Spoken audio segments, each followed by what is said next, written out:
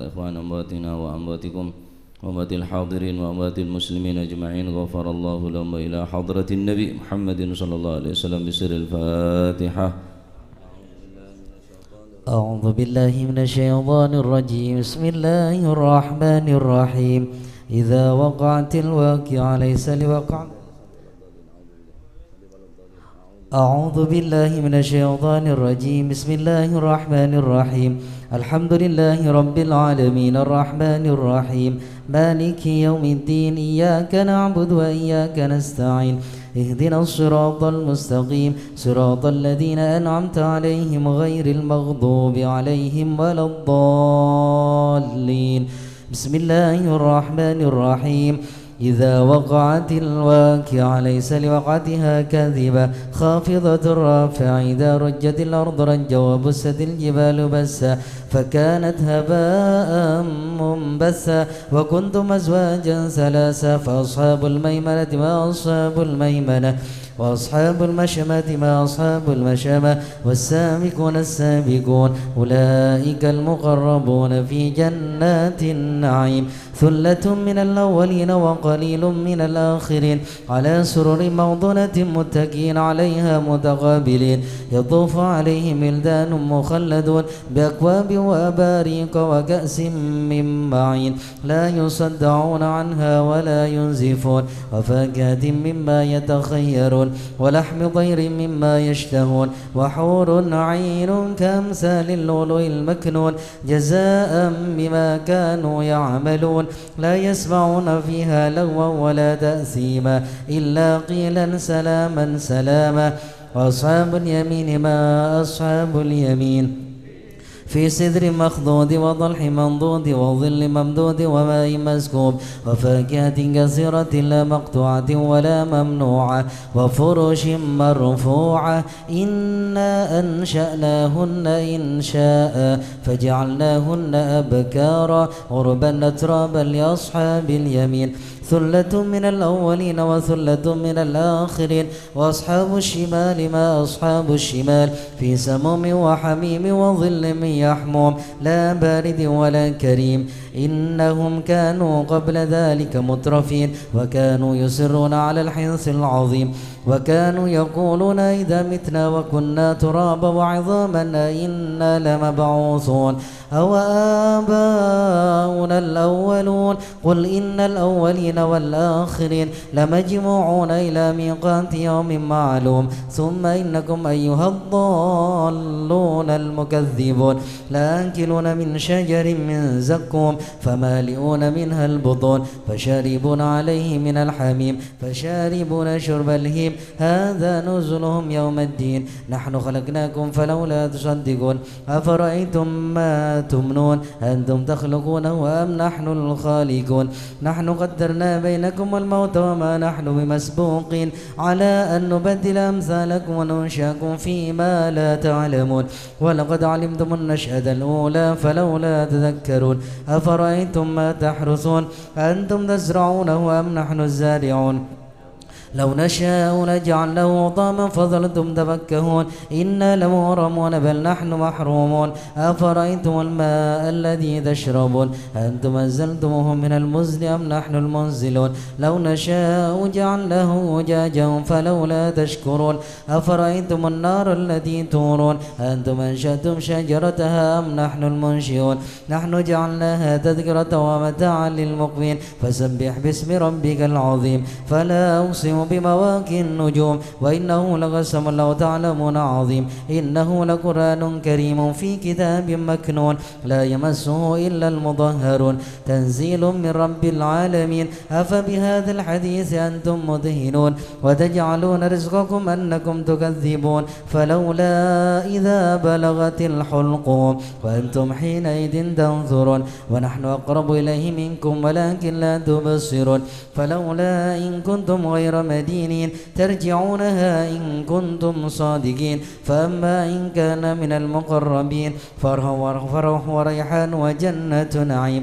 وأما إن كان من أصحاب اليمين فسلام لك من أصحاب اليمين. وأما إن كان من المكذبين الضالين فنزل من حميم وتصلية جحيم. إن هذا لهو حق اليقين. فسبح باسم ربك العظيم. اللهم انصر وجوهنا باليسار ولا تهنا بالاقتدار فنسترزق طالب رزقك ونستعظم شرار خلقك ونشتغل بحمد من أعطانا ونبتلى بذنب من منعنا وأنت من وراء ذلك كل أهل العطاء والمن. اللهم كما سنت وجوها عن السجود إلا لك فسنا للحاجة إلا إليك بجودك وكرمك وفضلك يا أرحم الراحمين يا أرحم الراحمين يا أرحم الراحمين. أغننا بفضلك عمن سواك. وصلى الله على سيدنا محمد نبي الأمي وعلى آله وصحبه. الحمد لله رب العالمين. الفاتحة لمنا سلفنا الصالحون وعلى منا الحبيب علي الهبشي أن الله يغفر ذنوبنا ويستر عيوبنا ويشفي أمراضنا ويقضي حاجاتنا وحاجات المسلمين أجمعين. أن الله يسر كل أمورنا أمور الدنيا والآخرة وإلى حضرة النبي محمد صلى الله عليه وسلم بسر.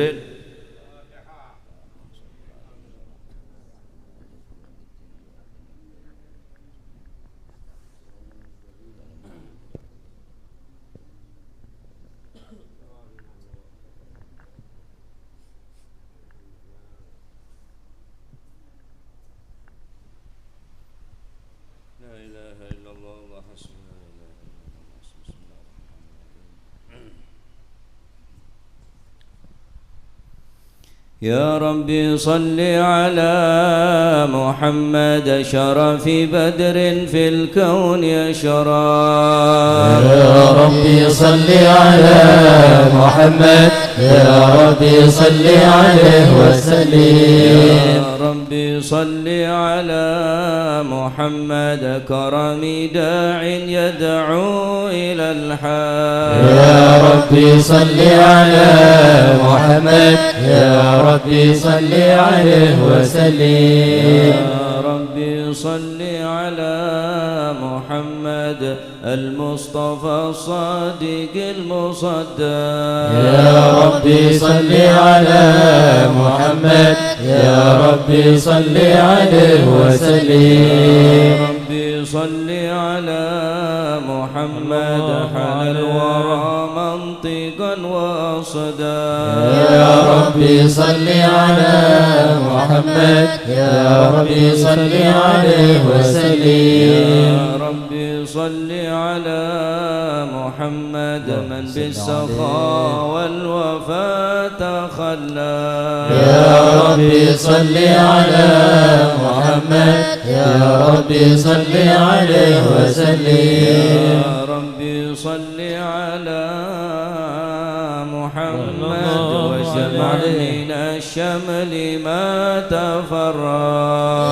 يا ربي صل على محمد يا ربي صل عليه وسلم. يا ربي صل على محمد وسهل ما قد تعود.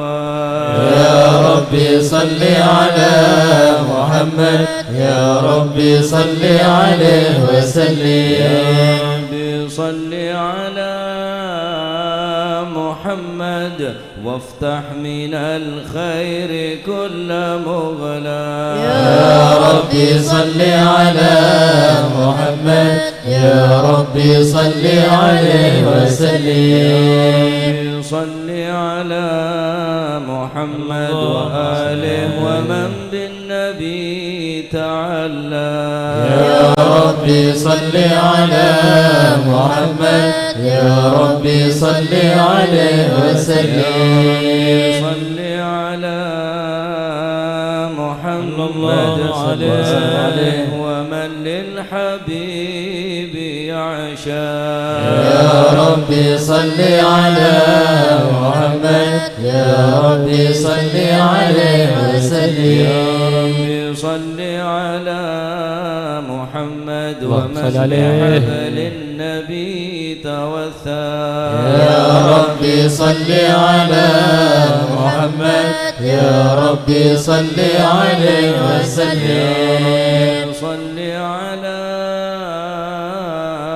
محمد اللهم صل عليه صل عليه وسلم يا ربي صل على محمد يا ربي صل عليه وسلم اللهم صل وسلم وبارك عليه من الشيطان الرجيم بسم الله الرحمن الرحيم إنا فتحنا لك فتحا مبينا ليغفر لك الله ما تقدم من ذنبك وما تأخر ويتم نعمته عليك ويهديك صراطا مستقيما صلى الله عليه وسلم الله نصرا عزيزا لقد جاءكم رسول من أنفسكم عزيز عليه ما عنتم حريص عليكم بالمؤمنين رؤوف رحيم يا رحيم فإن تولوا فقل حسبي الله لا إله إلا هو عليه توكلت وهو رب العرش العظيم يا عظيم الله وملائكته يصلون على النبي يا أيها الذين آمنوا صلوا عليه وسلموا تسليما اللهم صل وسلم وبارك عليه السلام عليك زين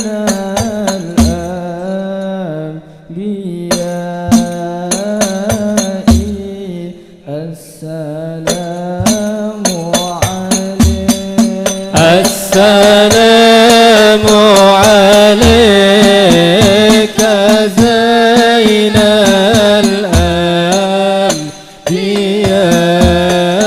الأنبياء السلام عليك السلام عليك أتقى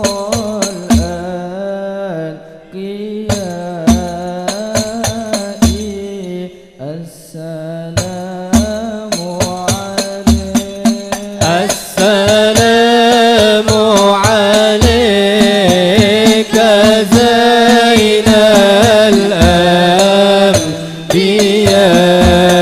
الأنبياء السلام عليك السلام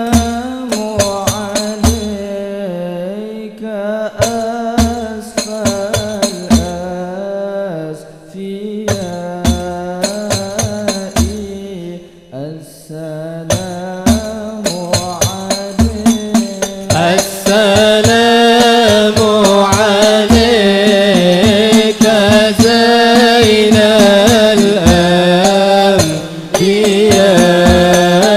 الأنبياء السلام عليك السلام عليك أزكى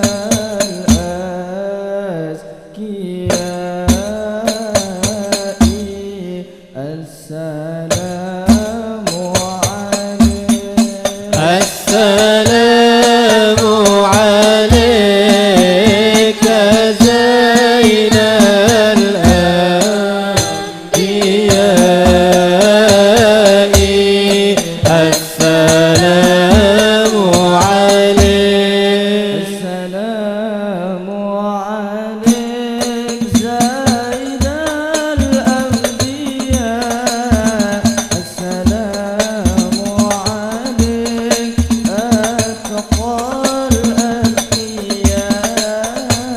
السلام عليك زين الأنبياء السلام عليك أتقى الأتقياء السلام عليك زين الأنبياء السلام عليك أتقى الأتقياء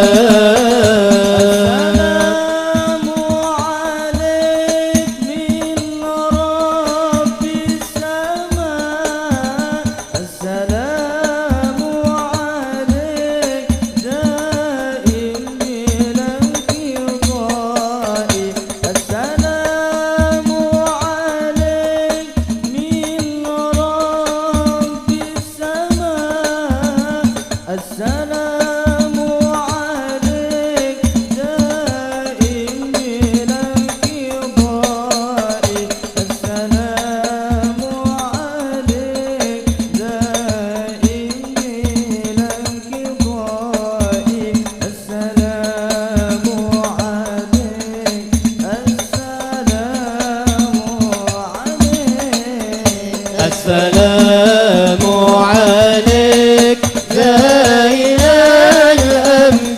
الأنبياء السلام عليك أتقى الأتقياء السلام عليك زين الأنبياء السلام عليك أتقى الأتقياء السلام عليك أحمد يا حبيبي السلام عليك طه يا طبيبي السلام عليك أحمد يا حبيبي السلام عليك طه يا طبيبي السلام عليك طه يا طبيبي السلام عليك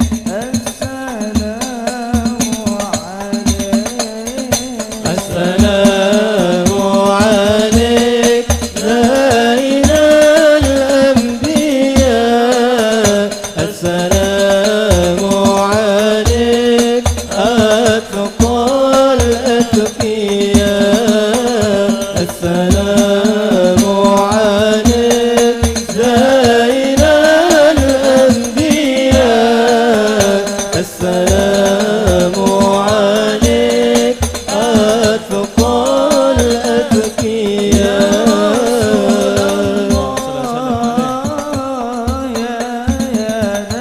يا نبي لك الشفاعة وهذا مطلبي يا نبي يا رسول الله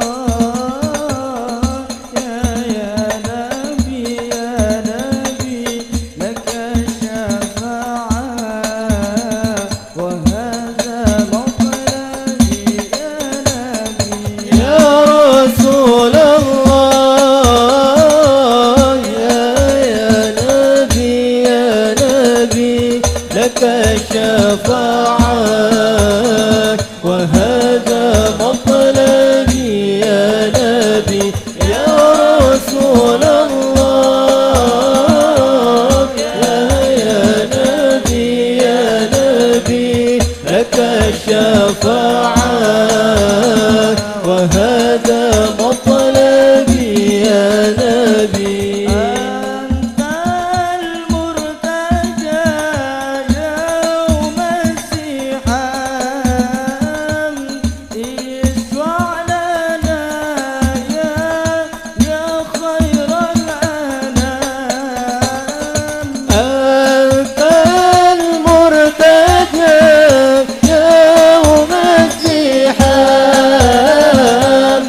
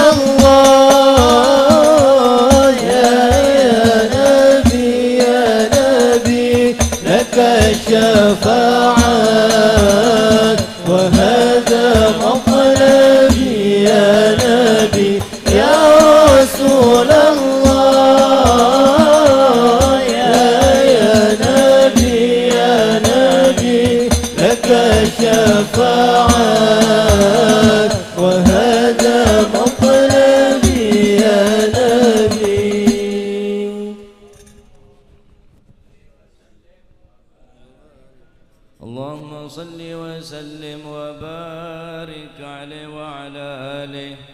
بسم الله الرحمن الرحيم. الحمد لله القوي سلطانه، الواضح برهانه، المبسوط في الوجود كرمه وإحسانه صلى الله عليه تعالى مجده وعظم شانه صلى الله عليه خلق الحكمة وطوى عليها علمه صلى الله وبسط عليه لهم من فيض المنة ما جرت به في أقداره القسمة صلى الله عليه وأرسل إليهم أشرف خلقه وأجل عبده رحمة صلى الله تعالى عليه الإرادة الأزلية بخلق هذا العبد المحبوب، فانتشرت آثار شرفه في عوالم الشهادة والغيوب صلى الله عليه. فما أجل هذا المن الذي تكرم به المنان صلى الله عليه. وأعظم هذا الفضل الذي برز من حضرة الإحسان صورة كاملة ظهرت في هيكل محمود صلى الله عليه. فتعطرت بوجودها كناف الوجود، وبرزت برد العوالم بطراز التكريم. اللهم صل وسلم أشرف الصلاة والتسليم على سيدنا ونبينا محمد الرؤوف الرحيم. اللهم صل وسلم وبارك عليه. اللهم صل وسلم وبارك عليه وعلى آله. آله. الحق في عالم قدسه الواسع صلى الله عليه. بانتشار فضله في القريب والشاسع صلى الله عليه. فله الحمد الذي لا تنحصر أفراده بتعداد صلى الله عليه. ويكمل تكراره بكثرة ترداد، حيث أبرز من عالم الإمكان صورة هذا الإنسان صلى الله عليه. يتشرف بوجوده ثقلا وتنتشر أسراره في الأكوان صلى الله عليه. سر اتصل به قلب منيب إلا من سوابغ فضل الله على هذا الحبيب صلى الله عليه. يا لا قلب سروره قد تولى، يا لا قلب سروره قد تولى بحبيب عمال أنا ما ناولا، بحبيب عمال أنا ما ناولا. يا لا قلبي سروره قد تولى، يا لا قلبي سروره قد تولى بحبيب عمان أنا وناولا، بحبيب عمان أنا وناولا. جل من شرف الوجود بنوره، جل من شرف الوجود بنوره، غمر الكون مجدا وجملا، غمر الكون مجدا وجملا. يا لا قلبي سروره قد تولى، يا لا قلبي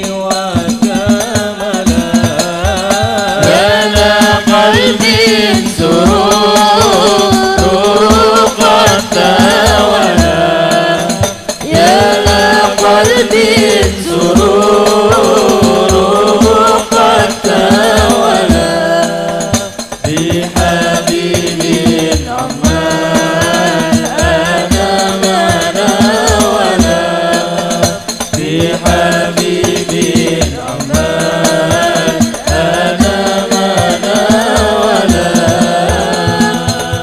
فسبحان الذي برز من حضرة الامتنان ما يعجز عن وصفه اللسان ويحار في تعقل معانيه صلى الله عليه وسلم. منه في عالم البطون والظهور ما ملأ الوجود الخلقي نور. فتبارك الله من إله كريم بشرتنا آياته في الذكر الحكيم ببشارة. لقد جاءكم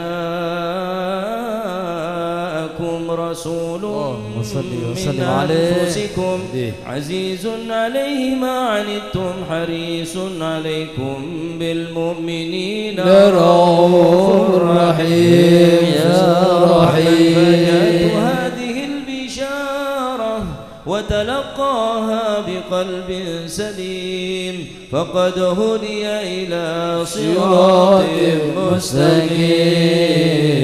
اللهم صل وسلم أشرف الصلاة والتسليم على سيدنا ونبينا محمد الرؤوف الرحيم.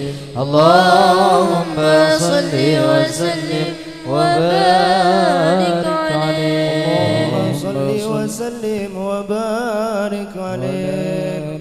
وأشهد أن لا إله إلا الله وحده لا شريك له شهادة تعرب بها اللسان عما تضمنه الجنان من التصديق بها والإذعان صلى الله عليه. تثبت بها في الصدور من الإيمان قواعد صلى الله عليه. أهل اليقين من سر ذلك الإذعان والتصديق شواهد صلى الله عليه. وأشهد أن سيدنا محمدا العبد الصادق في قوله وفعله صلى الله عليه.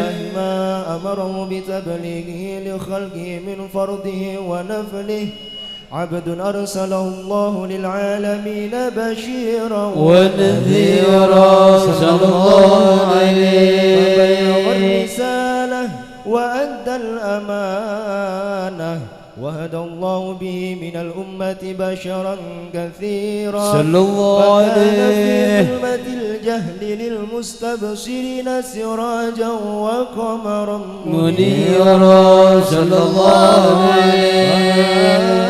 أعظمها من منة تكرم الله بها على البشر صل عليه. وما أوسعها من نعمة انتشر سرها في البحر والبر.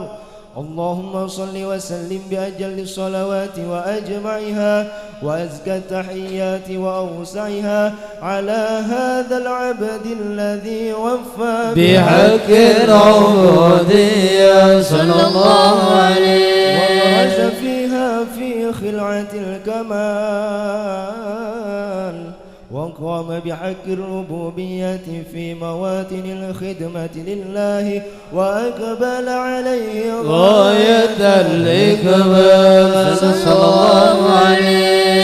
صلاة يتصل بها روح المصلي عليه به سينبسط في قلبه نور سر تعلقه به وحبه صلى الله عليه. بعناية الله في حزبه وعلى آله وصحبه الذين ارتقوا صهوة المجد بقربه صلى الله عليه. وتفيأوا ظلال الشرف الأصلي بوده وحبه ما عطر الأكوان بنشر ذكراه النسيم. اللهم صل وسلم أشرف الصلاة والتسليم على سيدنا ونبينا محمد الرؤوف الرحيم. اللهم صل وسلم وبارك عليه. اللهم صل وسلم وبارك عليه وعلى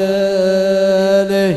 أما بعد، فلما تألقت إرادة الله في العلم القديم صلى الله عليه للتخصيص للبشر الكريم بالتقديم والتكريم صلى الله عليه. نفذت القدرة الباهرة بالنعمة الواسعة والمنة الغامرة صلى الله عليه. التصوير في العالم المطلق الكبير عن جمال مشهود بالعين، حاول لوصف الكمال المطلق والحزن التام والزين صلى الله عليه. فتنقل ذلك الجمال الميمون في الأصناف الكريمة والبطون، فما من سلب ضمه إلا وتمت عليه من الله النعمة صلى الله عليه. والقمر التأمل الذي يتنقل في بروده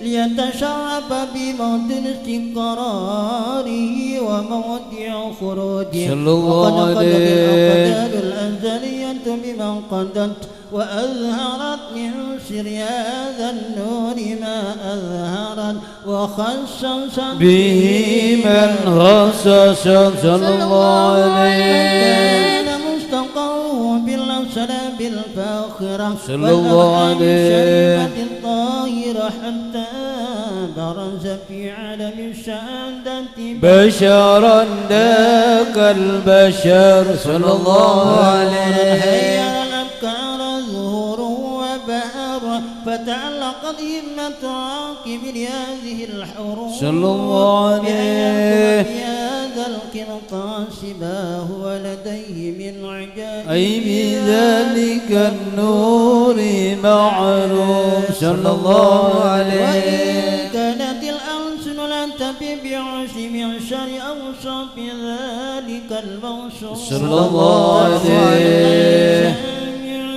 من خواص المؤمنين وترويحا للمتعلقين بهذا نور المبين صلى الله عليه. لا تعرب الأقلام عن شؤون خير الأنام صلى الله ولكن عليه. أنزل إلى تدوين محبة من أشرف المخلوقين صلى الله عليه. وأكرمه الله به في مولده من الفضل للذي عم العالمين صلى الله عليه.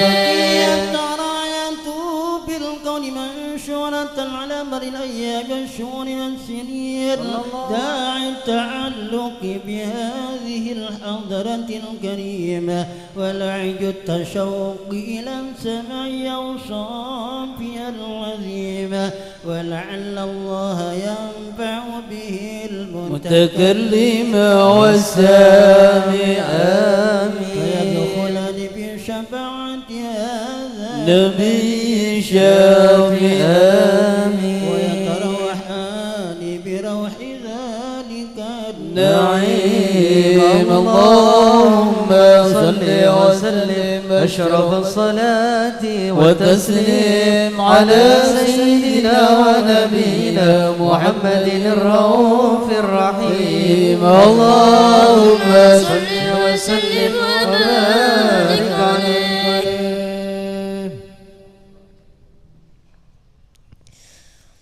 يا حجرة ضمت جمال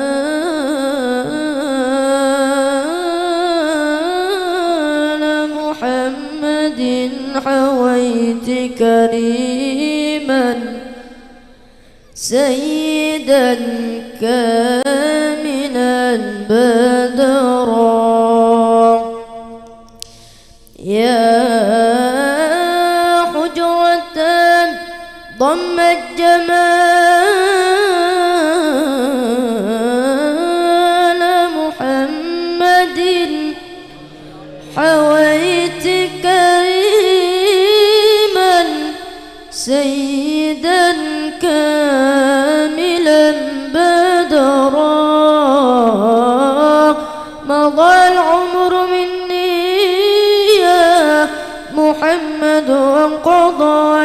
تسمح لي الأيام أن أنظر الحجرة مضى العمر مني يا حبيبي وانقضى ولم تسمح لي الأيام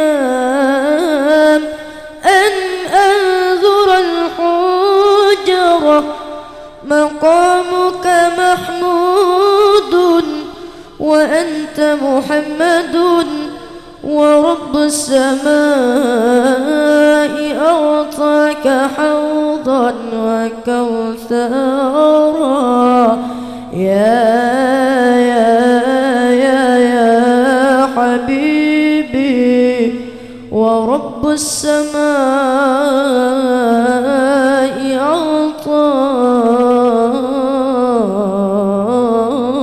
أعطاك حوضا وكوثرا. صلوا على النبي محمد. بحبك وبريدك واتمنى بوسيدك ختامك ومريدك يا جد الحسن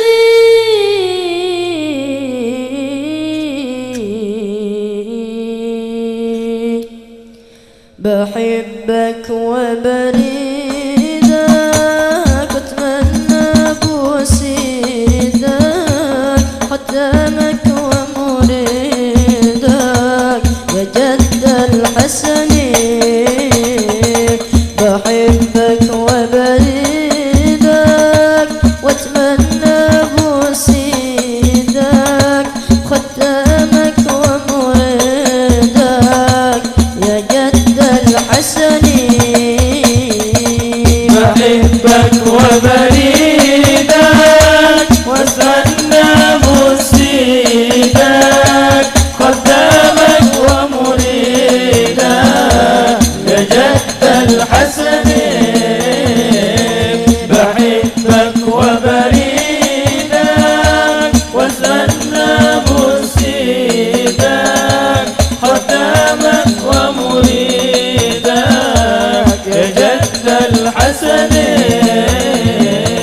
حبيبي محمد ما في زي اثنين حبيبي محمد ما في زي اثنين حبه ساكن قلبي يا حبيبي يزيد كل اثنين جماله ودلاله مضغوطي بجلاله جماله ودلاله مضغوطي بجلاله ونبعد كباله يا حبيبي تشوفهم تسنان ونبعد كباله يا حبيبي تشوفهم تسنان بحبك وبريدك واتمنى بوسيدك ختامك ومريدك يا جد الحسن بحبك وبريدك واتمنى بوسيدك ختامك ومريدك يا جد الحسن يا أجمل هدية من رب البرية يا أجمل هدية من رب البرية لكل الدنيا دي يا جد الحسن ما هو انت قمرها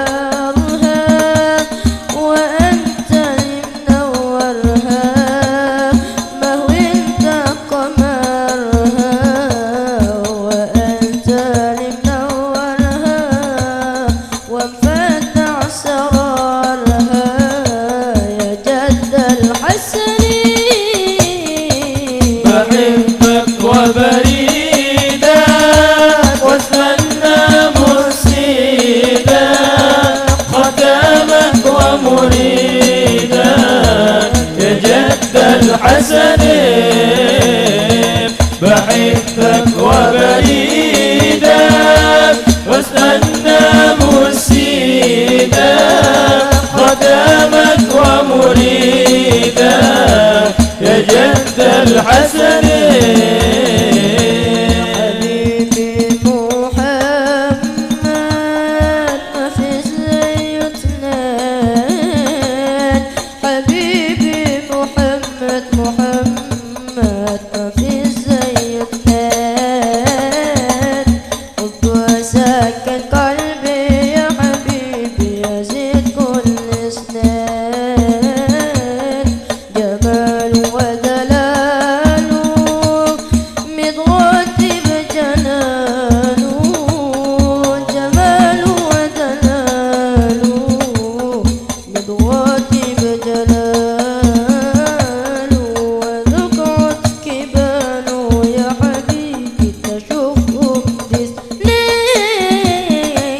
بحبك وبريدك واستنى مرشدك خدامك ومريدك يا جد الحسن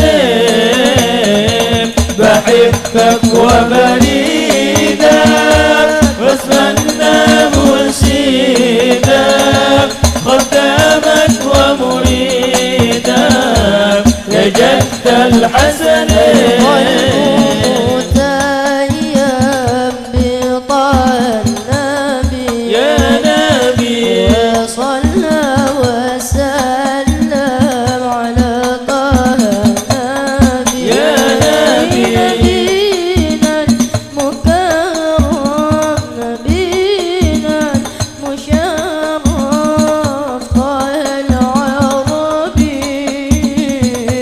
طه العربي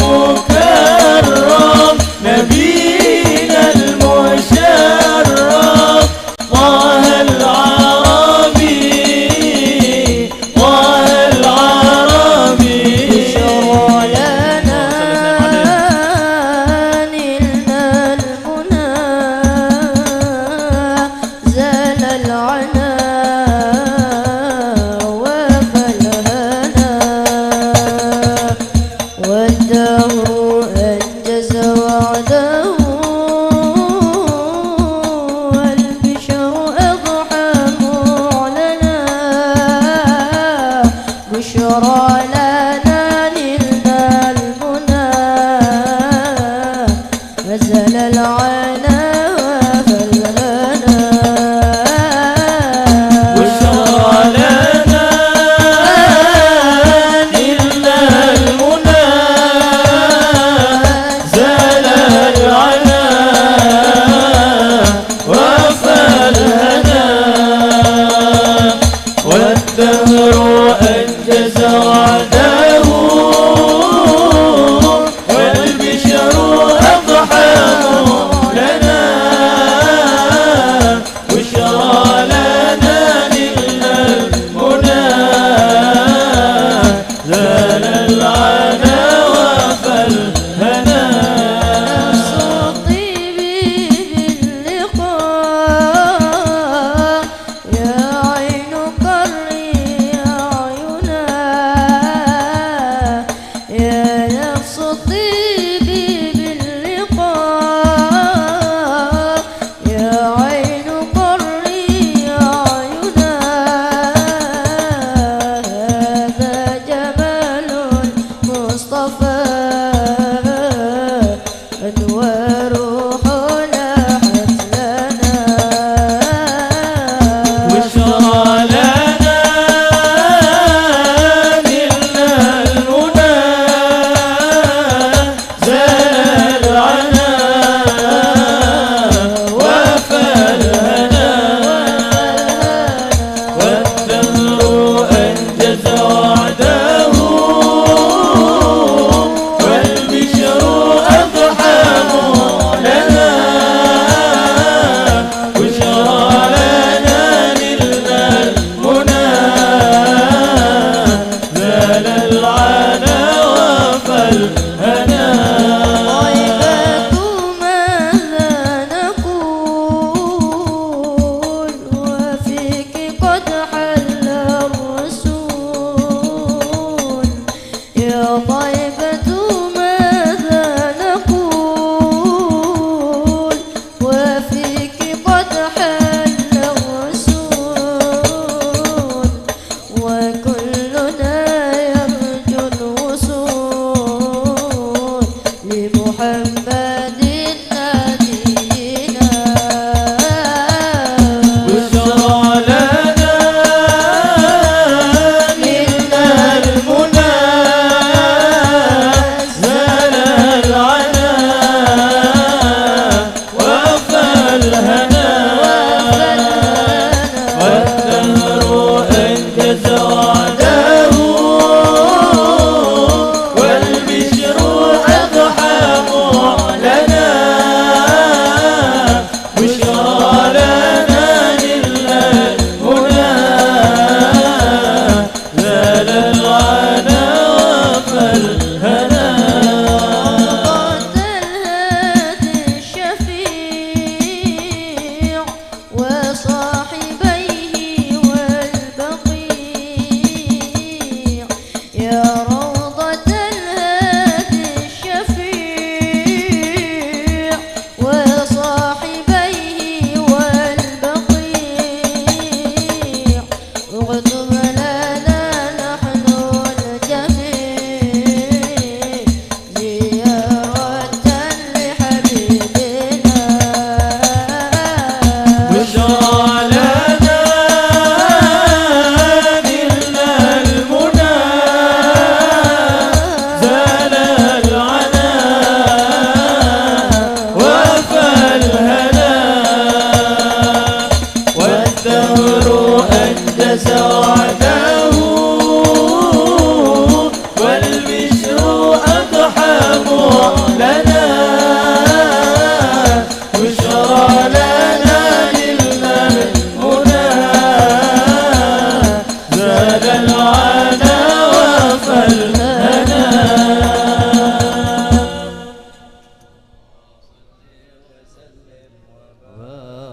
اللهم صل وسلم وبارك عليه وعلى آله وقد آن للقلم أن يخط ما حركت فيه الأنامل مما استفاده الفهم من صفات هذا العبد المحبوب الكامل وشمائل التي ياسن الشمائل. وهنا حسن أن نثبت ما بلغ إلينا في شأن هذا الحبيب من أخبار وآثار صلى الله عليه ليتشرف بكتابة القلم والقرطاس وتتنزه في حدائق الأسماع والأبصار. وقد بلغنا في الأحاديث المشهورة أن أول شيء خلقه الله والنور المودع في هذه السورة صلى الله عليه. ونور هذا الحبيب أول مخلوق برز في العالم صلى الله عليه. ومنه تفرع الوجود خلقا بعد خلق فيما حدث وما تقادم صلى الله عليه. وقد أخرج عبد الرزاق بسنده عن جابر بن عبد الله الأنصاري رضي الله عنهما قال: قلت يا رسول الله بأبي وأمي أخبرني عن أول شيء خلقه الله قبل الأشياء. قال: يا جابر إن الله خلق قبل الأشياء نور نبيك محمد صلى الله عليه وسلم من نور صلى الله عليه. وقد ورد من حديث أبي هريرة رضي الله عنه أنه قال: قال رسول الله صلى الله عليه وسلم: كنت أول النبيين في الخلق وآخرهم في البعث صلى الله عليه. وقد تعددت الرواية بأنه أول الخلق وجودا وأشرفهم مولودا صلى الله عليه. ولما كانت السعادة الأبدية لها ملاحظة خفية اختصت من شاءت من البرية بكمال الخصوصية صلى الله عليه. فاستودعت هذا النور المبين أصلاب وبطون من شرفت من العالمين صلى الله عليه. فتنقل هذا النور من صلب آدم ونوح وإبراهيم عليه السلام حتى أوصلت يد العلم القديم إلى من خصصت بالتكريم أبي الكريم عبد الله بن عبد المطلب ذي القدر العظيم وأمي التي هي في المخاوف آمنة السيدة الكريمة آمنة. فتلقاه صلب عبد الله فألقاه إلى بطنها صلى الله عليه. وضمت وأشياء بمعونة الله محافظة على حق هذه الذرة وصونها فحملت برعاية الله كما ورد عنها حملا خفيفا لا تجد له ثقلا صلى الله عليه. ونما ولا عللا حتى مر الشهر بعد الشهر من حمله وقرب وقت بروزنا عالم الشهادة لتنبسط على أهل هذا العالم فيوضاد بطنه وتنتشر فيه آثار مجده الصميم. اللهم صل وسلم أشرف الصلاة والتسليم على سيدنا ونبينا محمد الرؤوف الرحيم. اللهم صل وسلم وبارك عليه. اللهم صل وسلم وبارك عليه. ومنذ علقت به هذه الدرة المكنونة والجوهرة المصونة والكون كله يصبح ويمسي في سرور وابتهاج صلى الله عليه. بظهور إدراك هذا السراج صلى الله عليه متشوفة إلى بروزه متشوقة إلى التقاط جواهر كنوزه صلى الله عليه. كل دابة لقريش نطقت بفصيح العبارة صلى الله عليه. كمال البشارة وما من حامل حملت في ذلك العام صلى الله عليه. في حملها بغلام من بركات وسعادة هذا الإمام صلى الله عليه.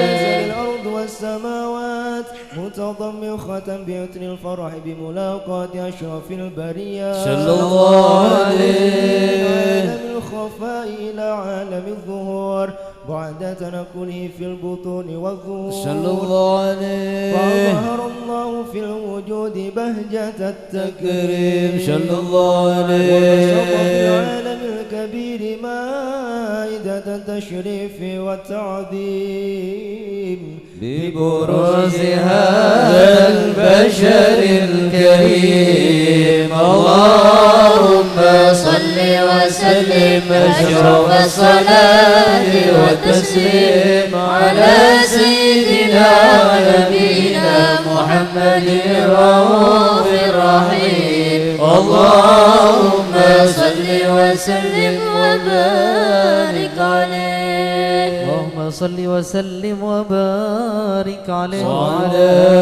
آله. فحين قرب وان وطئ هذا الحبيب اللهم صل على عليه. السماوات والأرض ومن فيهن بالترحيب صلى الله عليه. الوجود الإلهي على أهل الوجود تسيج وألسنة الملائكة بالتبشير للعالمين تعيش سبحان الله الحمد لله ولا إله إلا الله الله أكبر سبحان الله والحمد لله ولا إله إلا الله والله أكبر سبحان الله والحمد لله ولا إله إلا الله والله أكبر. والقدرة كشفت كناع هذا المستور صلى الله عليه. كاملا في عالم الظهور نورا فاق كل نور صلى الله عليه. ما حلا من أتم الله عليه النعمة صلى الله عليه. أن يحضر عند وضعه أمة تأنيسا لجنابها المسعود ومشاركة لها في هذا السمات الممدود صلى الله عليه. فحضرت بتوفيق الله سيدة مريم والسيدة آسيا صلى الله عليه. نور العين من قسم الله له من الشرف بالقسمة الوافية صلى الله عليه. الذي رتب الله على خضوره وجودا هذا المولود صلى الله عليه. فانفلق صبح الكمال من النور عن عمود وبرز الحميد المحمود مذعنا لله بالتعظيم والسجود. صلى الله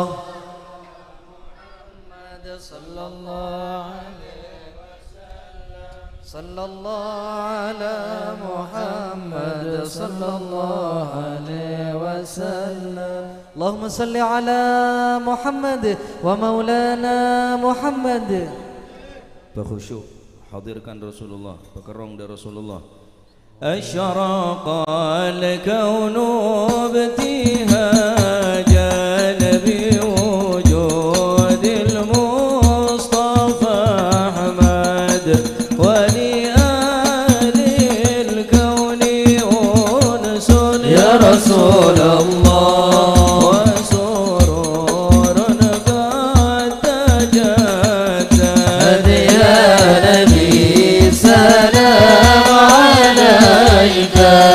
يا رسول سلام عليك يا حبيب سلام عليك يا رسول الله صلوات الله عليك.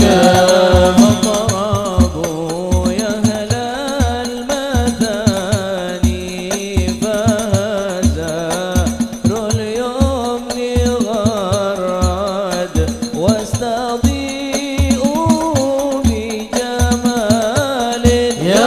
رسول الله فقافي الحسن تفرد يا نبي سلام عليك يا رسول سلام عليك يا حبيب سلام عليك يا رسول الله صلوات الله عليك البشرى بسعد مستمر ليس ينفد حيث أوتينا الضال جمال فخرا مؤبد يا نبي سلام عليك يا رسول سلام عليك يا حبيب سلام عليك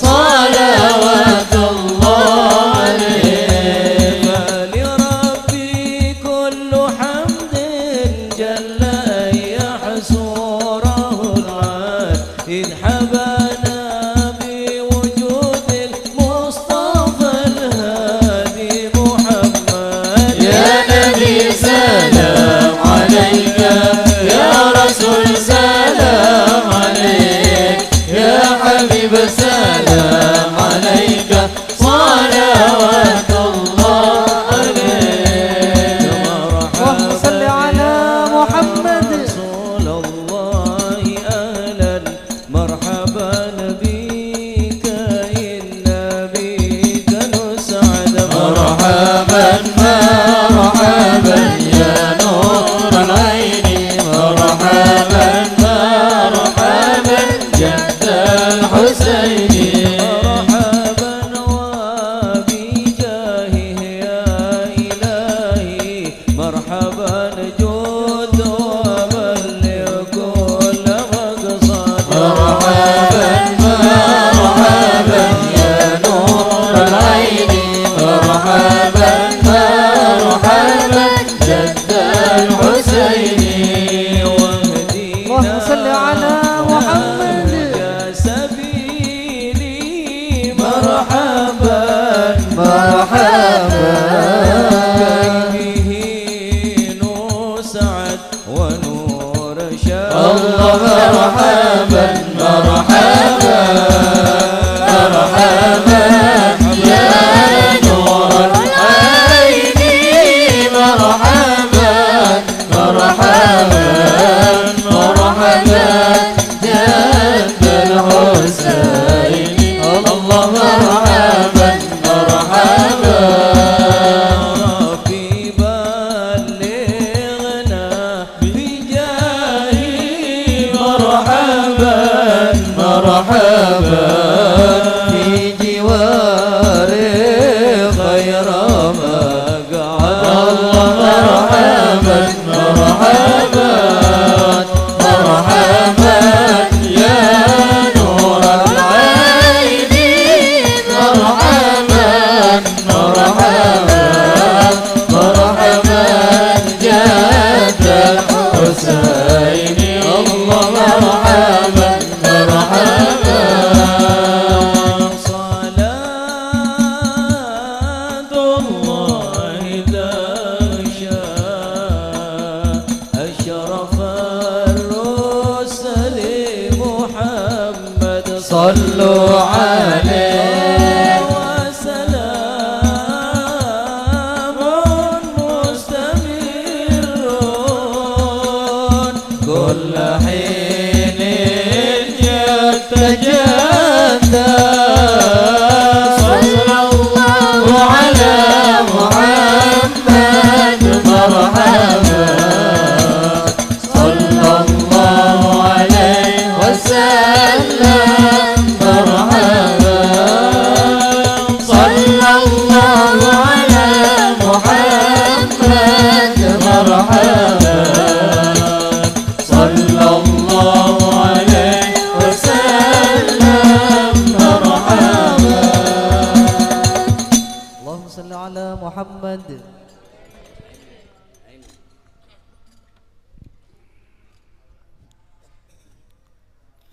اللهم صل وسلم وبارك عليه.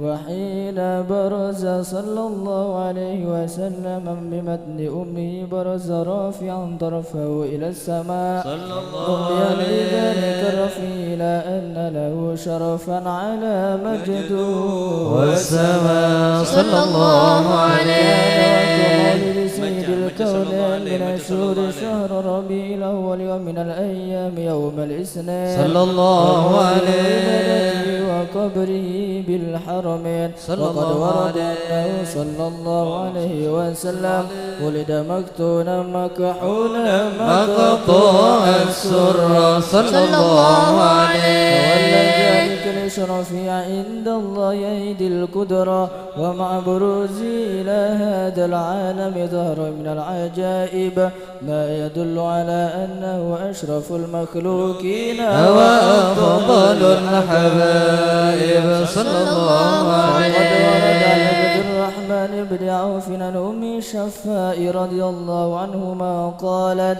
لما ولدت آمنة رضي الله عنها رسول الله صلى الله عليه وسلم وقع على يدي فسهل فسمعت قائلا يقول رحمك الله ورحمك ربك صلى الله عليه وأضاء له ما بين المشرق والمغرب صلى الله عليه إلى بعد كسور الروم. قالت ثم ألبسته وأرجعته فلن أنشب أن غشتني ظلمة ورعب وكشعريرة عن يميني صلى الله عليه قائلا يقول أين ذهبت به قال إلى المغرب صلى الله عليه فأشعر ذلك عني ثم عاودني الرعب والظلمة والكشعريرة عن يساري صلى الله عليه قائلا يقول أين ذهبت به قال إلى المشرق صلى الله عليه فلم يزل الحديث مني على بال حتى ابتعثه الله صلى الله عليه الناس إسلاما. وكم ترجمت السنة من عظيم المعجزات وبعير الآيات البينات بما يقضي بعظيم شرفه عند مولاه صلى الله عليه في كل حين ترعاه وأنه الهادي إلى الصراط المستقيم. اللهم صل وسلم أشرف الصلاة والتسليم على سيدنا ونبينا محمد الرؤوف الرحيم. اللهم صل وسلم وبارك عليه. بسم الله الرحمن الرحيم. بسم الله والحمد لله والصلاة والسلام على سيدي رسول الله محمد بن عبد الله وعلى آله وصحبه ومن والاه. قال رضي الله عنه فإنه ورد عنه صلى الله عليه وسلم في معاني أحاديثه أنه قال أقربكم مني مجلسا يوم القيامة أكثركم علي صلاة. ورد عنه صلى الله عليه وسلم في معاني أحاديثه أنه قال من صلى علي وهو جالس غفر له قبل أن يقوم ومن صلى علي وهو قائم غفر له قبل أن يجلس. هذه المغفرة التي يدورون لها الناس إذا بات تحصل مغفرة ذنوبك بصلاة واحدة تصليها على حبيبك محمد صلى الله عليه وسلم نعمة عظيمة. فكيف لنا لا نكثر من الصلاة عليه فكيف لنا لا نكثر من الصلاة عليه. ورد عنه صلى الله عليه وسلم في معاني أحاديثه أنه قال من صلى علي صلاة واحدة صلى الله عليه بها عشرا ومن صلى علي عشرا صلى الله عليه بها 100 ومن صلى علي 100 صلى الله عليه بها 1000 ومن صلى علي 1000 زاحمت منكبي على باب الجنة. رب الآخرة سهل جم ولكن أين الذين يسألون عن ربح الآخرة؟ الناس اليوم ما يسألون إلا عن ربح الدنيا والمغبوط عند أبناء الزمان الذي غدرت بهم الدنيا وتملكتهم الحدود الشيطانية من وسع الله له في المال ويرون بمنزلة العالية لغلبة الجهل الذي عم على بصائرهم وحب الدنيا الذي سكن قلوبهم. Rasulullah SAW bersabda, orang yang paling dekat nanti bersamaku di hari kiamat adalah orang yang paling banyak sholawat kepadaku sallallahu alaihi wasallam. Ya. Rasulullah SAW juga bersabda, barang siapa yang sholawat kepadaku dia dalam keadaan duduk, maka Allah akan mengampuni dosanya sebelum dia berdiri. Amin ya. Barang siapa yang sholawat kepadaku dalam keadaan berdiri, maka Allah akan mengampuni dosanya sebelum dia duduk. Ini adalah ampunan yang sangat besar dari Allah Subhanahu wa ta'ala. Kita ini mendapatkan nikmat yang besar berkat Rasulullah sallallahu alaihi wasallam. Bagaimana kita tidak memperbanyak sholawat kepada Nabi Muhammad sallallahu alaihi wasallam? Barang siapa yang sholawat kepadaku 1 kali, maka Allah akan membalas 10 kali. Barang siapa yang bersolawat kepadaku 10 kali, maka Allah akan membalas 100 kali.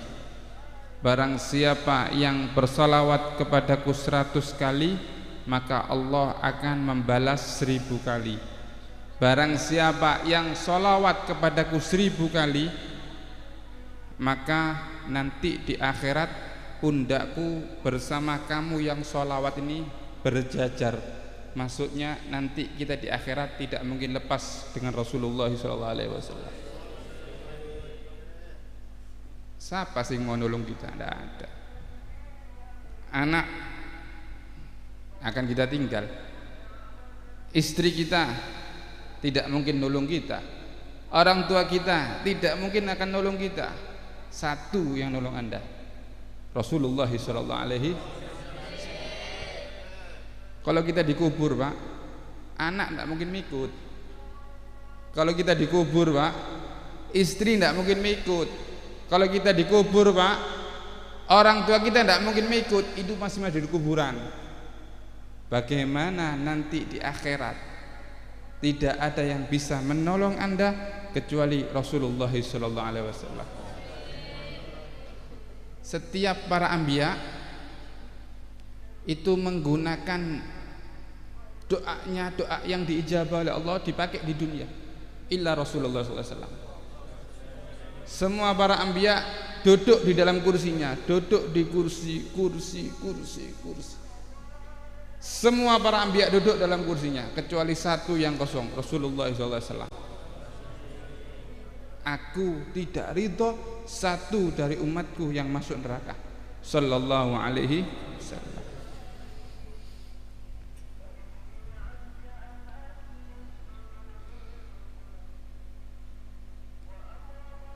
Al-maghbud inda abna'iz zaman, yang kita lihat ini, kalau kita hatinya kotor ini, yang kita lihat ini, orang yang sukses ini adalah orang yang kaya. Ini kita. Yang kita lihat yang sukses ini adalah orang yang punya mobil. Yang kita lihat yang sukses ini adalah orang yang punya rumah yang megah.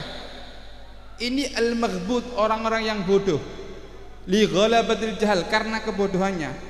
Tapi orang yang punya sofat sarairhum, yang punya hati yang bersih, yang mereka lihat bukan dunia, tapi yang mereka lihat adalah kesuksesan dalam ibadah kepada Allah Subhanahu. Pernah enggak kita ini iri sama orang gara-gara tahajud? Tidak ada. Pernah enggak dalam diri kita ini iri dengan seseorang karena mereka sholat duha? Tidak pernah. Yang ada dalam diri kita iri karena tetangga punya mobil. Yang ada dalam diri kita iri karena tetangga punya rumah yang bagus. Yang ada dalam diri kita iri karena tetangga jadi orang yang kaya. Tidak pernah dalam hati kita iri karena saudara kita dalam ibadah kepada Allah Subhanahu wa ta'ala. Berarti hati kita ini kotor.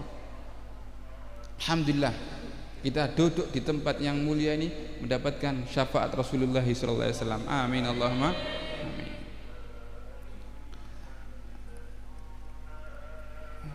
Ada namanya Sayyid Umar bin Idrus al-Idrus. Beliau mengatakan tentang Maulid Habsyi ini Maulid Simtud Durar. Beliau mengatakan Maulid ini menembel, katanya Habib Ali Habsyi mengatakan kepada Sayyid Umar ini, Maulid ini menembel ibadah-ibadah kalian yang tidak seperti ibadah yang orang-orang dulu. Wong biyen niku Pak, lak tahajud mulai jam 1 sampai subuh tahajud pisan. Kalau orang zaman sekarang tidak ada. Alhamdulillah katanya Habib Ali Habsyi ini, berkat ada Simtud Durar ini menembel ibadah-ibadah yang kita kosong. Ya, ini menembel ibadah-ibadah yang kita kosong. Dzikirnya kita kurang, sholawatnya kita kurang, tahajudnya jarang-jarang. Lah ono bal-balan baru tahajud. Ada namanya Habib Ali Habsyi juga cerita, ada namanya Sayyid Saleh bin Alwi Jamalul Lail. Beliau orang yang pertama kali menyebarkan Maulid Simtud Durar di Afrika. Jadi di negara Afrika beliau yang pertama kali menyebarkan Maulid. As-Sayyid Saleh Jamalul Lail yang menyebarkan Maulid ada di negeri Afrika. Beliau kirim surat sama Habib Ali Habsyi, ya Habib, saya memakai Maulid Simtud Durar, izin saya mengamalkan ada di Afrika. Alhamdulillah yang datang al-jam, yang datang dari manusia yang sangat banyak. Dan insya Allah katanya Sayyid Saleh ini, insya Allah saya di tahun ini saya akan mengadakan Maulid di daerah Labu, Afrika. Di daerah Lamu apa Labu? Di daerah Labu, daerah Afrika. Jadi Maulid ini Pak, nyebarnya cepat Pak. Maulid ini nyebarnya apa? Cepat. Insya Allah berkatnya Maulid kita mendapatkan syafaat Rasulullah SAW ya. Maulid Habsyi, Maulid Tiba, Maulid Burda, Maulid Barzanji, semua sama. Semua sama. Yang penting hadirkan hati kita untuk Rasulullah SAW. Tidak boleh Anda pilih-pilih, tidak boleh panjenengan pilih-pilih. Semua sama memuji Rasulullah SAW. Yang penting hadirkan untuk Rasulullah SAW. Kalau sudah hatinya hadir untuk Nabi Muhammad SAW, semuanya gampang. Kalau sudah hatinya nyambung kepada Rasulullah SAW, semua yang ada dalam diri kita rindu, kangen dengan Rasulullah SAW. Mudah-mudahan mendapatkan syafaat dari Rasulullah SAW. Amin Allahumma amin. Mudah-mudahan anak-anak kita menjadi anak-anak yang soleh, solihah. Amin Allahumma amin. Sebelum kita wafat, mudah-mudahan kita ditalkin la ilaha illallah Muhammad Rasulullah SAW oleh Rasulullah SAW. Amin Allahumma amin. Masuk surga bersama Rasulullah SAW fi jannatin na'im. Amin Allahumma amin. Rabbana anfa'na bi barakatihim wahdina al-husna bi hurmatihim wa amitna fi tariqatihim wa mu'afatin minal fitani. Hadza minni wassalamu alaikum warahmatullahi taala wabarakatuh.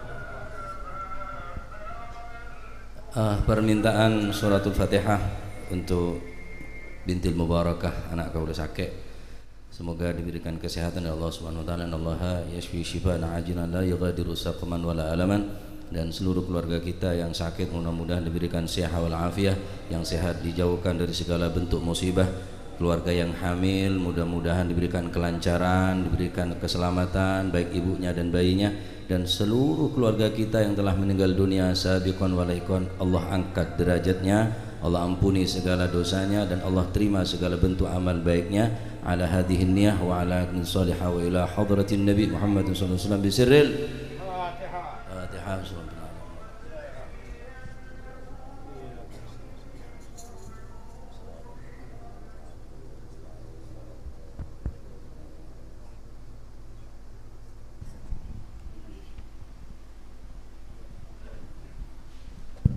بسم الله الرحمن الرحيم. الحمد لله رب العالمين حمدا يوافي نعمه ويكافي مزيده.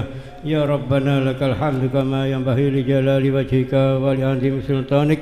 اللهم صل وسلم على سيدنا محمد في الأولين وصل وسلم على سيدنا محمد في الآخرين وصل وسلم على سيدنا محمد في كل وقت وحين وصل وسلم على سيدنا محمد في الملأ الأعلى إلى يوم الدين وصل وسلم على سيدنا محمد وعلى آله وصحبه أجمعين. ولما ندم الفكر من درر الأوصاف المحمدية أكودا توجهت إلى الله متوسلا بسيدي وحبيبي محمد صلى الله عليه وسلم أن يجعل سعي فيه مشكورا وفعلي فيه محمودا وأن يكتب عملي في الأعمال المقبولة وتوجهي في التوجهات الخالصة وسيلات الموصولة. اللهم يا من إليه تتوجه الآمال فتعود ضافرة وعلى باب العزة تحت الرحال فتعشى منه الفيوضات الغامرة نتوجه إليك بأشرف الوسائل لديك سيد المرسلين عبدك الصادق الأمين سيدنا محمد الذي عمت رسالته العالمين أن تصلي وتسلم على تلك الذات الكاملة مستودع أمانتك وحفيظ سرك وحامل راية دعوتك شاملة الآب الأكبر المحبوب لك والمحسس بشرف الأفهار في كل موطن من مواطن القرب ومدهر قاسم إمدادك في عبادك وساكي كؤوس إرشادك لأهل ودادك سيد الكونين وأشرف الثقلين العبد المحبوب الخالص المحسوس منك بأجل الخصائص. اللهم صل وسلم عليه وعلى آله وأصحابه وآل حضرة اقترابه من أحبابه.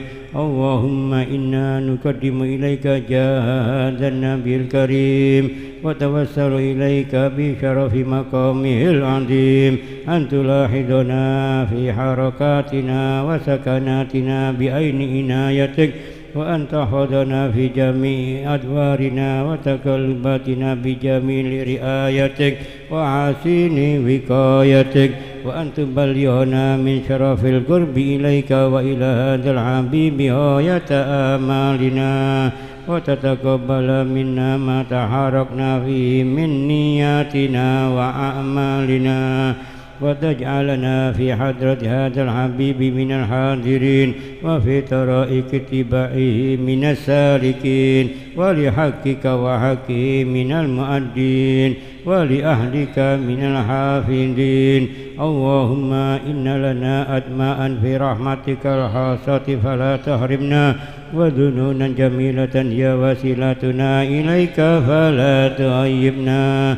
آمنا بك وبرسولك وما جاء به من الدين وتوجهنا به إليك مستشفئين أن تقبل المذنب منا بالغفران والمسيء بالإحسان والسائل بما سأل والمؤمل بما أمل وأن تجعلنا ممن نصر هذا الحبيب ووازره ووله وظهره وأم ببركته وشريف وجهته أولادنا ووالدينا وأهل قدرنا ووادينا وجميع المسلمين والمسلمات والمؤمنين والمؤمنات في جميع الجهات وأدم راية الدين القويم في جميع الأقطار منشورة ومعالم الإسلام والإيمان بأهلها مأمورة معنى وسورة واكشف اللهم كربة المكروبين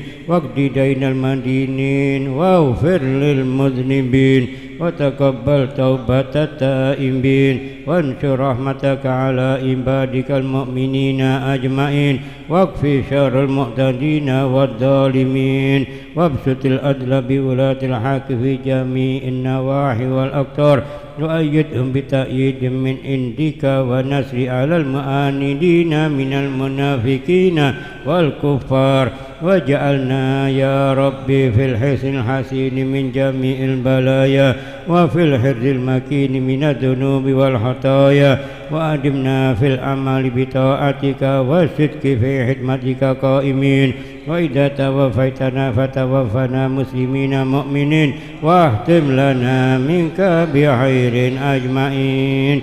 وصل وسلم على هذا الحبيب المحبوب للأجسام والأرواح والقلوب وعلى آله وصحبه ومن إليه منسوب وآخر دعوانا أن الحمد لله رب العالمين. بسر الفاتحة.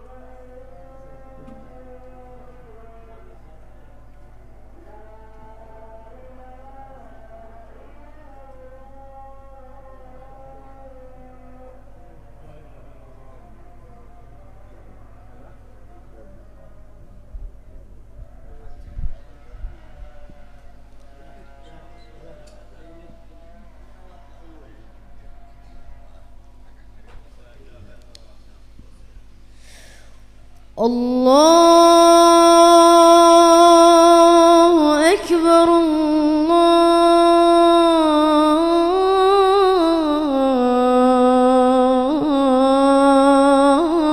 الله أكبر الله أكبر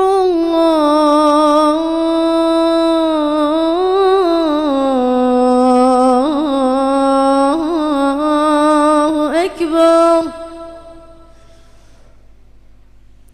أشهد أن لا إله إلا الله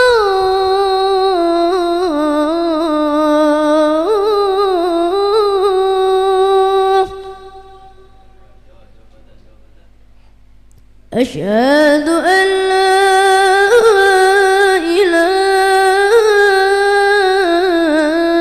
إله إلا الله أشهد أن محمد رسول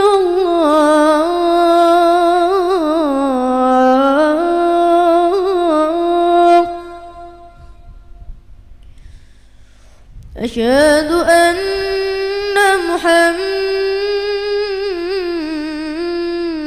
محمد رسول الله حي على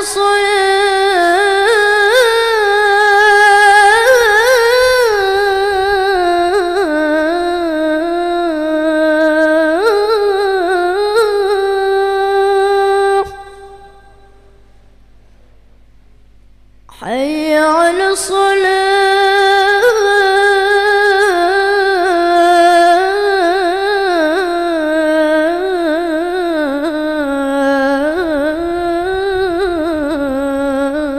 الصلاة